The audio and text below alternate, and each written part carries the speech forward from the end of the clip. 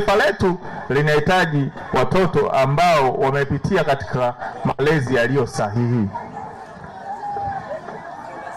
Na malezi bora, kuna ujumbe ulipita hapa kwamba si swala la chakula tu, ni namna gani ambavyo tunatengeneza maisha ya huyu mtoto ili awe tegemezi kwa taifa lake, kwa kata yake, kwa kijiji chake.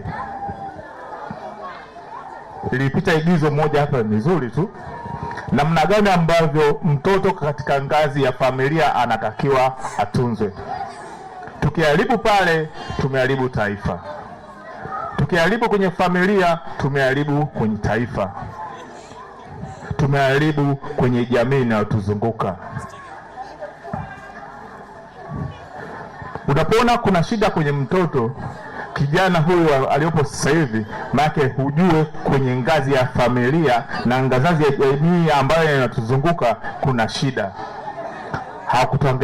Hakutengeneza mazingira mazuri, hakutengeneza malezi ya mtoto. Sheria ya mtoto ya mwaka 2009 inatupa majukumu ya kuweza kuangalia haki na kulinda stahiki za mtoto. Tunaanza kuzilinda haki za mtoto tangia akiwa tumboni kwa mama yake, katika muktadha wa kuangalia mahitaji yake ya mama na pia vyakula ambavyo vinamsaidia mtoto katika ukuaji na hata anapozaliwa. Dunia imepitia mabadiliko mengi sana. Mabadiliko haya yamesababisha kutungwa kwa sheria hizi ili kuweza kusimamia haki za mtoto. Niwashukuru hawa wenzetu wa World Vision. Kwenye salamu hizi nisipowashukuru na hawa watu nitapata dhambi. Hawa watu wa World Vision, ndugu zangu, mko hapa, mimi kama mheshimiwa diwani wa Ikata ninawatambua, lakini pia nawashukuru sana kwa kazi zenu mnazozifanya ndani ya kata na tarafa kwa ujumla. Mnasaidia sana serikali, mnatusaidia sana. Sisi hatuna cha kuwapa, isipokuwa kila tunapopata nafasi kama hizi tutaendelea kuwazungumzia yaliyo mema. Tunawashukuru sana na tunaendelea kuwatia moyo, endeleeni na moyo wenu huo. Lakini pia niwashukuru na hawa watu wa Compassion. Nanyi pia tunawashukuru sana. Tunawaona jinsi mnavyojitoa katika harakati za kulea vijana wetu. Na vijana wetu wanaonekana kabisa kwamba tunakoelekea ni kuzuri. Tunahimiza hawa watoto kwa wazazi wetu waweze kutoa mahitaji kwa watoto hawa wazazi. Lakini kwa maelekezo yenu Compassion, wazazi inaonekana wanaitika sana. Na ndio maana leo tumekutana na watoto ambao tumewaona kwamba wako vizuri. Sisi kama wadau wa maendeleo, na ni shirika ambalo linafanya kazi kuhakikisha kwamba mtoto anafurahia maisha katika ukamilifu wake, tunafanya kazi katika maeneo tofauti tofauti: afya, lishe, maji, kilimo, lakini mambo ya ulinzi na usalama wa mtoto. Kwa hiyo tunapoongelea pia habari ya mtoto ni malezi, tunaiangalia kwanza kuanzia katika ngazi ya familia. Sisi kama shirika pia tunakuwa tunatoa mafunzo mbalimbali sana na ambayo yako katika modo yetu inayoitwa Faith and Development.